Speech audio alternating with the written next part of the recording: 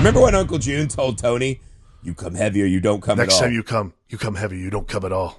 Yeah, I came heavy. I'm bringing Shocker, which is absolute just madcap MTV nonsense for the Luckily, whole this is runtime not of the start. movie. Luckily, this isn't the end all over cunnilingus, so we're all good. Yeah, we're not whistling in the wheat field with Uncle June. We're here to do real fucking terrifying serial killer stories. So this is a story about... Well, here, let me read the synopsis. I always think these are funny. Let's see how they did. No more Mr. Nice Guy. Little Alice Cooper, who actually is in the movie briefly. Yes. About to be electrocuted for a catalog of heinous crimes. That's a weird way to say it. The unrepentant Horace Pinker transforms into a terrifying energy source. Only young athlete Jonathan Parker, with an uncanny connection to him through bizarre dreams, can fight the powerful demon. Now, this is a Wes Craven film. This also plays into teenagers having dreams and running from a serial killer. This movie was one of the all-time coolest VHS covers. Like this, it's Horace Pinker on the front, electricity flying everywhere. So I feel like a lot of us remember it very fondly. I think a lot of people remember the poster, but not the movie. Yes, I feel like the movie was not well liked. It kind of got lost to the sands of time. I do think there's been this kind of rediscovering of the incredible Agent Skinner from X-Files being this terrifying killer Horace Pinker. That is Michael Murphy, which just is absolutely it's insane. Mitch Pileggi. What did I say? Michael Murphy that's the lieutenant. Mitch Pileggi. Yeah, Mitch Pileggi is Skinner from X-Files. Yes. Skinner from X-Files having this just delightful, insane performance, right? Peter Berg is a young baby boy in this one, right? They had this really fun kind of pairing, this battle of the wits at the start. This movie is essentially the not as good version of Fallen with Denzel Washington. Yeah. Right? Like it has that same, this guy becomes a terrifying energy demon TV monster, and he can take over people around Peter Berg. And it's really fascinating. I actually even think the opening half, where it's just Horace Pinker running around doing crimes, is equally incredible, right? So, Alex, what do you make of kind of the very potpourri approach of Shocker? Potpourri approach. It just really sprinkles in a lot of things that you kind of like, yeah. You know what? There's not a lot that I'm like... Again, I'm not trying to be funny or punny at the top here. There's not a lot about this movie that I find shocking. I was like, don't do it. I'm sorry. Like, I don't know how else to say it. Like, it's not, well, it's also, I'm not trying to like put a, period on it or anything like that. I do think, again, it's just like, it is like Fallen. It's like, Temu Fallen, essentially. Like, it's not bad at all. I think it's actually really fun, and it has like... And this came out in 89, so this was ahead of Fallen. Yeah. No, I know, and that's why it's kind of odd that it literally is like almost the same. It's kind of a lot of the same movie, except there's no Denzel or voiceover. It's not like a noir pastiche. What I like about it really is just everything's kind of unhinged. Like everything is so off-kilter in this movie. And not only that, everything's like so extreme, especially for 89. Like, I don't... Like, you're just like, for you. Like you can imagine like, Wes Craven doing air guitar shreds after he yells "cut" on every single shot. Yeah, like this is one of those movies. This is something that a makeup artist told me one time. I was working on a show for Playboy TV, and a makeup artist told me like he did a lot of Playboy, he did makeup and stuff for a lot of porn in the 80s and 90s. I was like, oh, what was that like? He goes, I'm going to tell you exactly what it was like. Waterproof it. At the end of the day, we'd go to the producer. He would open 2 suitcases. One was filled with cash, and the other one was filled with cocaine. He's like, you want cash, coke, or half and half? That's how we got paid. I was like, whoa, that is fucking crazy. That's kind of how I feel. That's the vibe for Shocker. Is like, when you say guitar riffs and stuff like that, I'm like, cool. And then definitely at the end of the day, everybody went to the guy and they're like, I think I'm going to go half and half today. Or I'm going full this coke. Was like the Gus Van Sant scene in a fucking Jane Silent Bob. Right where it's just like, damn it, fuck Ben. off, I'm counting my money. Yeah, damn it, you're a Ben. true artist. Damn it, I said I'm busy. You're a true artist, Gus. Yeah. No, because I mean, like, here's the other thing too, is like, I read that Wes Craven was trying to turn Shocker like into a series like Nightmare on Elm Street. But because it did so bad, like Wes Craven always has designs to do, like, I don't think people have given, obviously they give Wes Craven the credit he deserves, and like from a creative standpoint, I think as a businessman and like for his sense of what the future of his like work could do, he saw it a lot differently than I think a lot of other people saw it. I always like that this is the reason I like Wes Craven movies, is because Wes Craven, granted, and I mean his one-offs are wonderful too, but like this, obviously Nightmare on Elm Street and Scream, like these are like obviously this one would have been a franchise if it had done well. Like his understanding of franchise storytelling is pretty choice, you know? I think it's like the big separator between him and John Carpenter is Carpenter, I think, has the better one-on-one movies for the most part. Yeah. But yeah, more Craven was kind of franchised out and built these kind of like bigger entities, right? He understood how to build out the universe a little bit. Yes, I think the problem with this one is that, and the reason it didn't become a franchise is that you have these like really limiting factors. I think it's Freddy Krueger is crazy. so esoteric. Yeah. Right? Like the Freddy Krueger, it's this whole, he's a dream demon. There's a lot of room to wiggle around who he's going after and how they get past him, right? I'll tell you. Horace Pinker being just a TV demon who essentially is trying to kill his son, but also like can be defeated by that guy's girlfriend's necklace. Like there's some real limiting factors that make it much harder to me to imagine this expanding out. I'll tell you the line though, that it's how I because I had read that before, so I was like, oh, okay, cool. And then, God, dude, I must have watched Shocker when I was like 10 on television. I don't fucking remember any of it at all. The one thing though that I watched it this time, I was like, oh, that's why it's not a franchise. Is when he's doing his thing, when he's like worshiping and he's like, give it to me. And the voice comes out of the TV and goes, you got it, baby. I'm like, wow, that's exactly right there. I thought you were going to say when he shoots himself through the satellite, he's like, I'm nationwide now, assholes. Nah, dude, that shit is like, no. When the devil comes out of the TV and says, you got it, baby. I'm like, that's why there was a real, okay, so there was a thing in this era of whites dabbling in dark magics, as they're called. This is also like, how did this white serial killer in Chicago learn enough voodoo to turn himself into a good guy doll, right? Yeah. How did Horace Pinker know all this voodoo? And they said he had a room. He was like watching like a horrifying like 9 Inch Nails video montage. And they're like, he had a bunch of mummified cats in his room. And I was like, how does that lead to doing rituals with your TV? Right. You know, give it to me. You got it, baby. Like, how does any of that?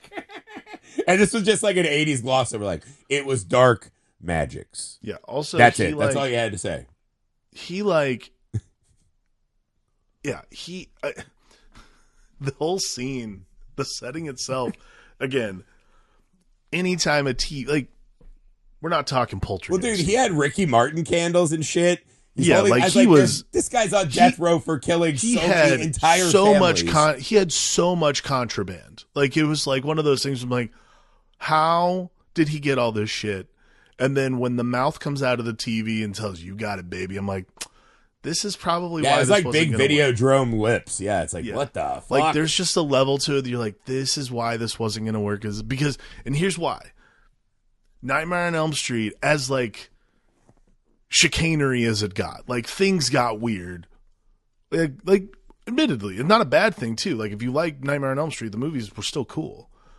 I think what happened was a shocker, like shot its wad way up front, and there's nowhere else for it to go. Like, you can't start at that level, and then what are you going to do for another one of these? Like he's just going off and doing the same shit. Like it doesn't make any sense. Also, Horace Pinker is such a exposed nerve of a character. There's no kind of like nuance with Horace Pinker. He is just limping and screaming at the whole world. That's all he does. Just calling people assholes and trying to murder everyone, right? That's all he's into. Freddy Krueger had this, he was playing with his food. He had this intricate backstory about was he or was he not actually the child, murderer that the parents destroyed, right? There's all these fun layers to play with. Freddy Krueger is writing entire dream worlds where then he can play. He can have sunglasses. He can be a shark. He can cut his own fingers off and laugh. Mm-hmm. He is playful and expansive in a way that a lot of these guys are. Horace Pinker is not that. Horace Pinker likes TV and black magic and murder. That's it. Right. So Horace Pinker, even when he becomes this guy, there's no kind of fun or creativity with it. It's just, it'd be the equivalent of like trying to put obstacles in front of your dog on his way to a steak. That dog is fucking plowing those obstacles and getting to it. Horace Pinker's not having fun. Other than you could say maybe when he's the little girl, there's a moment where you're like, oh, okay, he could really do some shit with this. Like now, Jonathan's chasing this little girl through the park and he looks like a scumbag. That's kind of interesting. Immediately we get rid of that, and then it just becomes murders, right? So that, I think that's the difference, is Horace Pinker doesn't give you enough canvas the way Freddy Krueger did. Yeah, well, I mean, the other thing too is like TV ghost murderer is not as scary as dream murderer, but also Freddy, by this time we're at like, what are we at? Dream Child? Like a lot of Freddy movies have come out at this point. I think we're at Dream Child in 89, if I remember correctly. Like, I mean, at least Dream Warrior, I believe, right? Dream So Child, you're on 3 or 4, yeah. Dream Child, so we're on 5. Dream Child 1989. Yeah. Dream Child comes out August 1989, and Shocker came out in October of 89. So by that time, we've already done the TV gags that like they did in A Nightmare on Elm Street. So you're like, that would have been Welcome the next to prime place time, to go. Horace. Yeah, and that would have been the next place to go for like number 2. You already did the gag. Like, you already proven you could do it. Like, what's the point of doing another one of these? Again, like, I can't predict where Wes Craven would have gone like with it's it, a but little I feel like that's stuck. where it would have been. Well, like Freddy Krueger's eternal, right? Because we all dream. Like the idea came from like these Tibetan dream murders, all this crazy shit, right? The TV killed the radio star kind of vibes. Like, it feels like it kind of paints it into too specific of a Twisted Sister video moment. Yeah. You know, like it doesn't, like this movie wouldn't work today. Like weirdly, you know, because The TV heavy is metal something different now. soundtrack. I think the heavy metal soundtrack also has That I loved. I mean, it's dope. I'm not saying it's bad. I also think it's dating though. This is like a really strange thing. Yes. It's like you start hearing a lot of Dawkins and you're like, what? Yeah. Like, and I never have a problem with that. Like, I don't care if movies get dated. Like, I like knowing that movies, like this whole it's like a fun artifact you find that takes you to a different time. I don't mind it. This whole thing people have about like movies being quote timeless by like not putting technology in them. Like, well, fuck off. Like, there's technology everywhere. Like, at some point and then I'm it's gonna like, know. well, yes, The Ring now is archaic because we don't have VHSs, but that movie's an all timer. Like, who cares? Doesn't mean that I'm not gonna watch it and think it's scary. I think the problem is this one doesn't have a lot to say about the technology they're seemingly weaponizing. Yeah. Like him being a TV repairman who becomes a TV boogeyman. Right. There's a lot of cool scenes we did not get in this movie because Peter Berg has to monologue. It's a super messy metaphor that doesn't work the way Nightmare on Elm Street did. Like, Nightmare on Elm Street metaphor works much better because it's dreams, it's kids. Like, there's an actual, like, there's a veritable cornucopia of metaphor you can pull out of this on all those movies in a lot of ways. I think for Shocker, first off, it's an adult who likes television, so you're like, well, he can do whatever he wants. He's an adult. I mean, granted, he's a murderer, but like, you're like, he's an adult. Right, but he's like so old, you're like, so he watched Green Acres as a kid and was like, that's fucking it. Yeah, obviously this guy has problems, and he saw Mr. Ed, and he's like, I'm gonna cut someone's tits off. There's like a literal, there's a literal moment where you're looking at it, and you're like, oh, I'm like weirdly feeling bad that this guy, watched like fucking Bewitched, and he was like, oh, man, can't wait to murder people. Like, there's just, I'm gonna save a clitoris for later. It's like, how did that happen? Jesus Christ, weird. Yeah, like there's just Horace. It's that kind of stuff. So I think that's what the misfire is there's just, the runway is so short to to make it work. There's like that really fun scene where Peter Berg tells his like ghost girl, he's like, if you're in me, let me pull this off. And he dies in the TV after Pinker, and he's like, ah, and he's falling into like Vietnam footage and shit. Yeah. And him and Horace Pinker are just kind of fist fighting through the TV, which is pretty fucking fun. And that feels like the movie that we're promised at the start, right? Like, it's going to be this like TV ghost. At one point, they fall out into this, kind of beefy lady's living room, and she's like, "Fight, kick his ass," and then she's like, "I've heard of audience participation TV, but it's so like in on the joke and self-referential. Yeah. It's weird, but again, that's the only segment in that whole movie because they talk about when he goes nationwide. Mm-hmm. They're like, "Oh, he killed a family, but there's no signs of injury. He left the Horace Pinker blood. They don't know how it happened." It feels like this feels very much like it's a Frankenstein together like. 3 partial scripts, like high school guys haunted, hardcore serial killer movie, and then electricity TV guy. Like, it's not a very streamlined idea. Yeah. But I do think the power of Pinker and Craven together, you do see that this movie never fails to just be fun as shit. I think that's what the movie is so good at. Yeah, I think it's fun. I also think that like it lands the punches really well. Like the girlfriend murder is fucked up. That's insane, dude. And you're like, because they have that shot when he's about to leave to practice, and there's like this kind of weird POV, and he freezes like something's off. Like when he comes home, first off, those cops letting him into the crime scene should all be fired. That's crazy. You're done. Dude, that scene is very terrifying, though. It's like that's horrifying. A legit hardcore scary scene in the middle of and I think that's what's interesting is like that's like the mix. Like it's not, and it's again because it's Wes Craven. It's not clunky. What it is it's just so like this movie. So much of it feels gimmicky and lighthearted in a lot of ways that when things like that happen, you're like, holy shit! Like this is a horror movie, and I forgot for like 5 minutes, and now we're sitting here in like the worst crime scene I've ever seen. Yeah, it's this weird, like, in-between ground between his movie Deadly Friend, which was, like, the robot that gets put into Christy Swanson's head. And Nightmare on Elm Street. Because it is, like, the things, when Pinker kills that girl and he writes, "Happy birthday, Jonathan," in the blood, and she's in the fucking tub full of blood. Or just even the fact she's, like, getting out and she's like, "Jonathan?" And he, like, jumps her. These are real scary moments. Like, him with the family at the start where Jonathan has his first vision. Post multiple concussions at the football game. That is fucking scary, right? Watching your family. And he tells his dad, he's like, "Yeah, like my little sibling was there. His 3 middle fingers were shattered." And bro, you're like, this is fucking horrifying. Yeah. Horrifying. But then it'll do shit like, Pinker will jump up and rap a cop when he's transported into that lady's body. He's like, "Sorry, boys, I just wanted some head." And it's like, okay. It's like, okay, I see what you're trying. I was like, maybe not. Pinker's just really like, "Finally, I've always wanted to be a woman and make head jokes." It's like, okay, man. Well, we get right back to like super gimmicky stuff, but like really like, I think that's the thing too. Like that crime scene is the last like serious moment we have in the movie because the rest of it is really just like off to the races. Like you could maybe do him in the chair. Maybe. There is some kind of gravitas to that idea that, because this is the big reveal.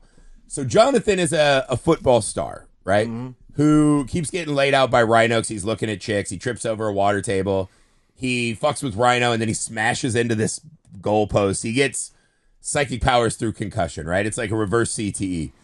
Next thing you know, he's on this mission to catch this killer, right? Yeah, because he killed his family and he couldn't stop it, right? So he's kind of tracking him and following him. There's an incredible scene in the repair store. We'll get back to that. But he eventually tracks him down and he's like, "I want to be at the execution." And he's like, "I think I'd earned it." And the dad's like, "Maybe we both earned it. I'll get box seats."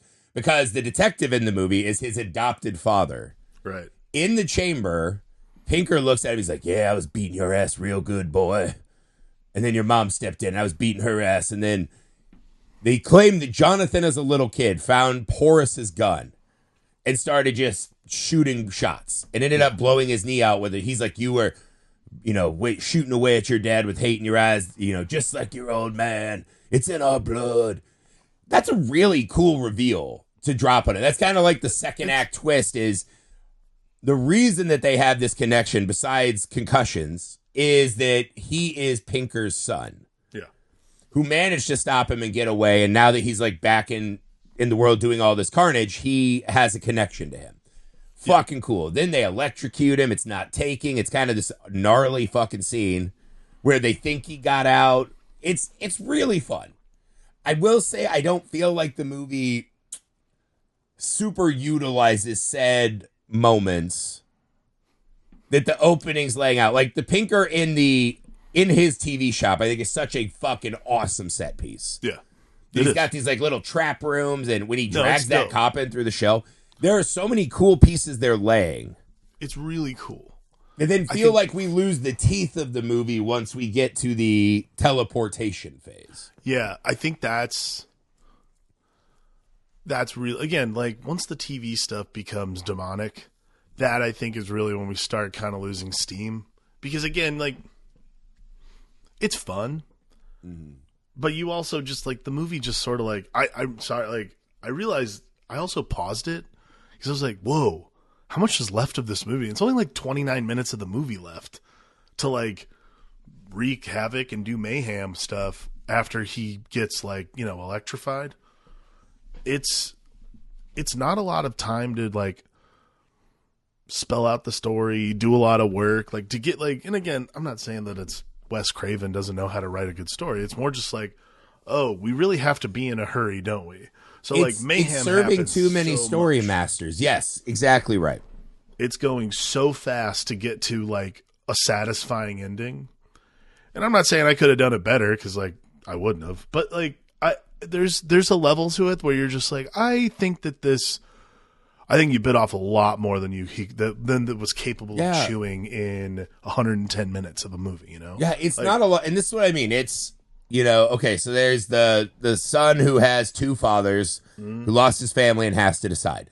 There's the kind of TV voodoo, you got it, baby moment. Yeah. There's the serial killer moment. There's the girlfriend who's a ghost that interacts with the real world a lot. So now we're just introducing all kinds of magic and paranormal activity into the middle of this film, right? And then we've got just a lot of Peter Berg running around from Horace Pinker and the Fallen motif.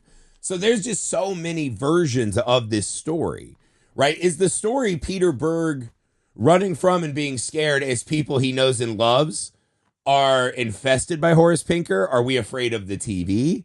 Are we afraid of anything that has electricity? Like, there's too much going. Like, there's a scene when Pinker is killing his coach was going to go get his snorkel so he could get the locket, which expels him from the girl's body because it was a gift from his love, whatever. There's a scene where the coach is going to do. He goes back and the coach is now in the fucking tub. There's blood everywhere. It's fucking great. And he's like, Jonathan, you got to blast your obstacle. He's taken over the coach. Ted Raimi got murdered by him. Right.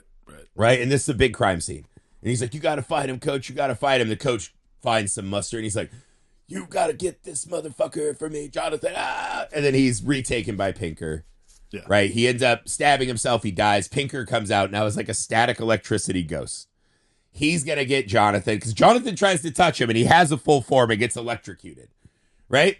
Pinker's coming for Jonathan. And then his ghost girlfriend is like, don't you think about it, Pinker. And he's like, and then she shoots light out of her tits that then goes through him, but not evaporates him. And then he goes into the electrical socket in the wall. And then when the dad detective arrests his son and touches the light, he's now infected with Pinker. And that's like a 3 to 5 minute section of the movie. And that is a whole movie I just described to you. That is a whole movie's worth of chicanery that they crammed into one scene. It takes a lot to get there. And I think that ultimately is sort of the, that's sort of the problem. Is for a movie that is pretty streamlined, like murderer becomes electro god guy, tortures, like, you know, again, killer returns beyond the grave to have revenge. Like it's literally Nightmare on Elm Street with electricity. Like, got it, no problem. Yep, because that's an easy pitch. That's what it is, though, because it's electricity, because it's like a physical thing bound by the real world. Like by the law of nature, bound by the law of nature. Like dreams have no laws. There's nothing to it. Electricity is this one unwieldy thing. And I think that's the problem is like, while there is this like unwieldy mother nature concept to lightning and like electricity in nature, man-made electricity functions on like very specific rules. So you want to know a good dynamic of this you're getting at is like In Gremlins 2, the lightning gremlin is pure chaos and just murders everything around him because he cannot control what he's become. Yeah. Pinker's more of like Raiden from Mortal Kombat, where he can like do little lightning bolts, but for the most part, he's cool. I mean, and yeah, it feels like Horace Pinker's a character that was played so manically. Yeah. It would be fun if he couldn't all the way control what he was doing. Horace Pinker is not lightning incarnate. Horace Pinker is like, you know what it is? I'll say this, like, for those of you who have watched it. Murderous Thor. Horace Pinker is like it's like a character. He's like a villain from the Venture Brothers. It's one that we would make fun of and think is really funny and really silly. And then you're like, oh, that's an interesting version of, that's a funny, shitty version of Freddy Krueger or whatever character you want to call it. Like, there's just like the rule that keeps him in check is so obvious. You're like, all right, cool. Well, the next time Horace Pinker decides to invade my television set, I'll throw my breakers. I'll just wear a rubber suit and I'll wear a rubber suit or throw my breakers. Like, trapping him in a television, I was like, all right. I mean, like, he can jump through people. Like, how hard is it if someone like touches the TV? That's the end of it. Like, why would you go at a TV when you could just be in any person's body? Yeah. Why don't you just wait on a power substation until someone invents the internet, and then you can be everywhere like Ultron? Like, it is like, it's also this weird, like, Horace Pinker is just a feverish murderer, right? Like, we just watched that piece of shit Psycho Killer not long ago, and it is like he has this grandiose mission, but also like, if that's your big mission, why are you just killing 50 people along the way so you alert cops to like what you're doing to stop your big mission, right? Horace Pinker's a little like that, where it's, did he want to get revenge on his son, or was that just like a happenstance coincidence thing that happened as he was pursuing murders and the black arts? It's just, again, this is a classic example of just too much in one movie. Yeah.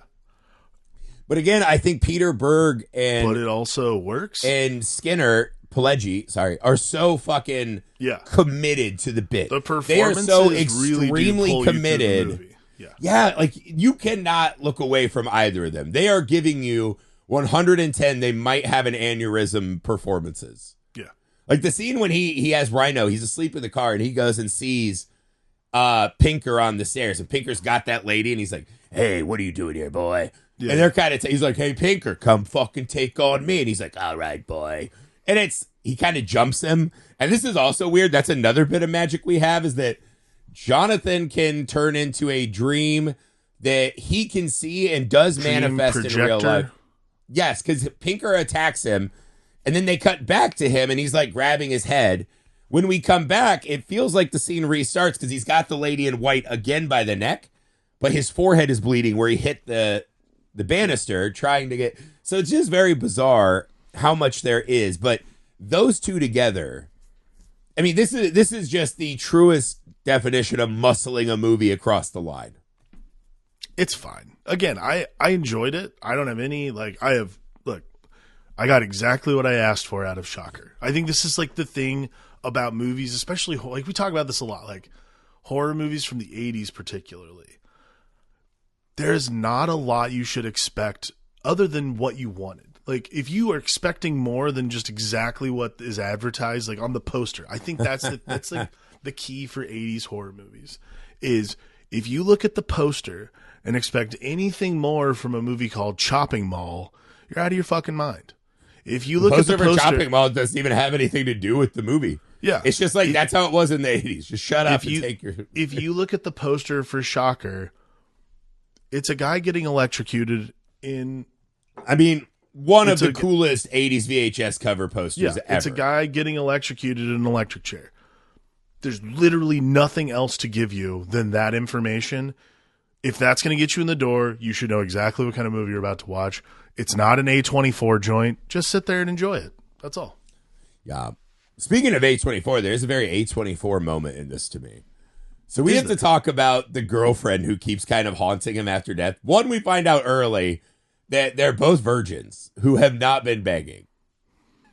Which is just, that's kind of an 80s throwaway. He's like an all-American football boy. Yeah. But I was kind of like, man, I don't think you can haunt someone that you never like got it in with. That's crazy. Like, that's insane. Well, I mean, like, if you're a teenager and you never got it in, like that would be These the are one like thing college. that Like, I haunts think he's like a college senior. Yeah, I Like, never really figured He out. goes to a bar with his dad and orders a Coke, but he's like in a bar. Yeah, I couldn't figure out if it was high school or college. That's true. I guess it could be high school. I just assumed it was college. I assumed it because was he has his own apartment. I assumed it was high school, but I guess I never thought about it. I don't know. Yeah, he has his own apartment and the world's smallest recliner. Maybe Well, he's like 10 times bigger than that. maybe he's like he's like those double A or like single A baseball players who like are on consignment and so they live with families. Yeah. Who like feed them? Yeah, that's what it is. Whatever age he is, he's old enough that he could have got it in. That's all I'm saying. But this girl takes him home post-concussion. He wakes up, fucking tits out, sweaty in the bed. Oh, yeah. Pinker obviously comes to get her, right? Before that, he gives her a gift, and he's like, hey, thanks for sticking around. And she's like, through all this, you remembered, I love you, Jonathan Parker. He goes out, and she gets got. She comes back, and his first reaction is the right one.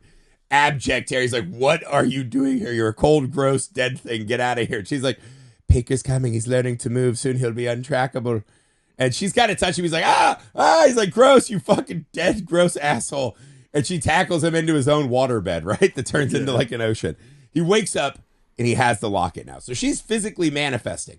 Later in the movie, she saves him from Pinker. There's also the scene at the very end where he gets the news crew in. They're going to turn the power off and get Pinker. It's very messy finale to the movie, right? Right. But he has to take a nap so he can get the locket from the lake, we think. Even though he seems shocked to have it when he wakes up, which is crazy. But he's in bed and he's in this lake swimming. And all of a sudden she appears. She's like, hello. And he's like, ah! He starts swimming and she is flying like the jaw shark through the water. Yeah. Eventually they get to shore and he's like, oh, God. He's like, no, you're so, I thought I could do it. You're still so gross. And she goes, he's like, you're dead. And she goes, so what? I'm here. And I was like, is this like ghost and necrophilia shit we're doing? Like, she doesn't even appear as a ghost as like the cute girl she was. She's like this horrified, mangled body. We're doing that. This is an insane. I don't think this is thought out very well. The implications of this moment are crazy. He's like locking her and they're going down to the ground until Pinker comes in the room. And Ted Raimi's like, you got to go back and don't get caught asleep. And he's like, why do I have to go? Why can't I just get murdered and stay with you guys? And I was like, he's ready to do corpse stuff. And it's insane. What did you make of the ghost girlfriend in this film? Yeah, it's gross. Like, it was just weird. And, like, again, I think my biggest thing with the ghost girlfriend was like, oh my God, this is another thing we have to fit in this movie? Jesus Christ. Like, I'm already, it's weird because the girlfriend stuff is almost like an empathy machine. And I'm like, I already felt bad for Jonathan Parker. Like, it feels a little like Deus Ex Machina. Like they just need ways to like give him artifacts or stop Pinker from killing him easily. Yeah, that was it. Like it was until that ghost scene where he's like, I'm going to have sex with this ghost right here on the beach and just let Pinker fucking gut me and the rest of America. And it's like, this is why you should have sex with people before they're out of your life, because now he's like so lost, he's ready to destroy the world to do this. I don't know, man. It was, again, the girlfriend stuff was just like, I felt like the girlfriend stuff honestly was just like a hanger-on thing. I think a Deus Ex Machina is a good way to put it. That's probably really what she comes back and he's just like, ew, we weren't even that close. Ew, I had to know this forever. There are two trivia facts I wanted you to know. I wanted to see if you knew. One, Mitch Pileggi appeared in character as Horace Pinker to promote the film on the Halloween episode of Headbangers Ball. For one, really? Yes. So that I have to get on YouTube. Love to find that on YouTube. The second one, do you know how many times Wes Craven had to go back to the MPAA to get this rated R rather than X? How is that even possible? Guess how many times he had to go back. 8. 13.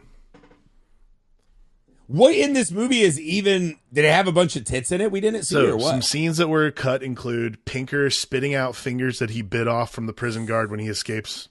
Yeah. A longer and more graphic electrocution of Pinker, and a longer scene of the possessed coach stabbing his own hand, which was really gross.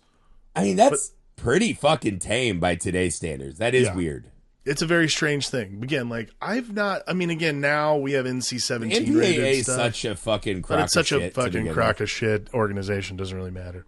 Either way, thought those were two fun factoids. I've got to find the clip of him on Headbangers Ball, though. Dude, it's so funny because I remember the first time I saw this, I was like, who is that guy? And I was like, oh my God, it's fucking Skinner's like, Skinner. Chill out, Mulder. Chill out, Mulder. You got to be cool. And I was like, that's crazy. Like, what a fucking range this guy had.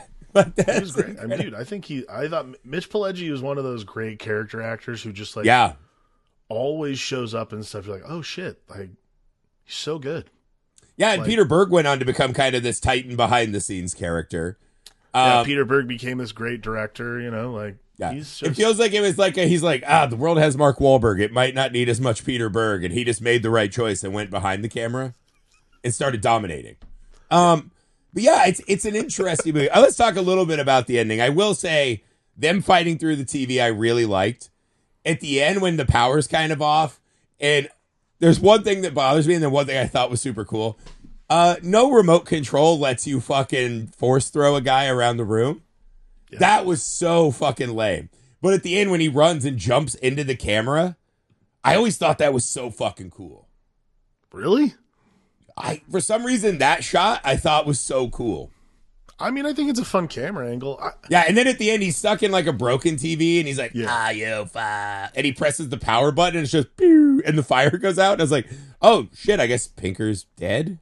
Not dead enough that we couldn't have done a sequel. But again, this is like the problem with the real-world limitations of electricity is you're like, okay, but we've also proven that he can literally like touch people and use their bioelectricity to get, like, all the people have to do is touch the TV. Yeah. But it's here in Microcosm. The dad's been taken over, right? He's chasing his son. He's just missing him with bullets galore, which is crazy. They climb a radio tower. They're fighting. His dad fakes a heart attack. He's falling. You're like, this is what this movie is. This movie is just running and screaming with just like a bizarrely huge amount of supernatural additions that don't really matter at all to the movie. But again, it's just too fucking, like, as a two-hander, right? Do this thought experiment with me. As a two-hander in one of these slashers, who are more fucking powerhouse teammates than Berg and Pileggi? Not many. I guess you could say Laurie and Michael, but Michael's not bringing that much, right? Voorhees and no one because he's not bringing that much. No, I think Freddie brings a lot, but he never had the other girls who were bringing as much. Maybe Nancy in part 3. I was gonna say like Nancy in part 3. I mean Nancy in general. Really, so like Sydney and Ghostface. Yeah, I feel like that's probably the one. But it's other Wes Craven ones. Yeah. All right, I'll give you that. Yeah. This is a powerhouse two-hander. Yeah. Weird movie. Alex. Weird movie. What was the most messed up moment in Shocker? Oh, dude, I said it. The fucking murder is the grossest thing I've seen in a movie. Like, and we've seen a lot of gross shit in movies. There's like something so viscerally. Which murder?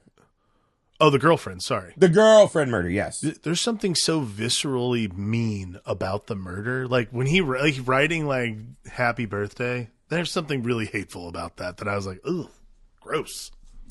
Not cool. Yeah, it's vile. It preys upon this fear of like just getting out of the shower, but like hearing sound. You have the door closed. You're like, the world can't see me naked. And then you hear sounds. You're like, God, I hope that's someone I know. Nope, it's giant Horace Pinker ready to murder you a bunch.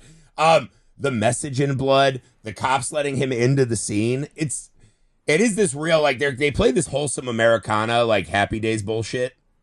It feels like around Peter Berg's life. And this is just a nuclear bomb of destruction they drop right in the middle of his life. Yeah. It is really mean-spirited. I'm going to go kind of the comedic alternate to that.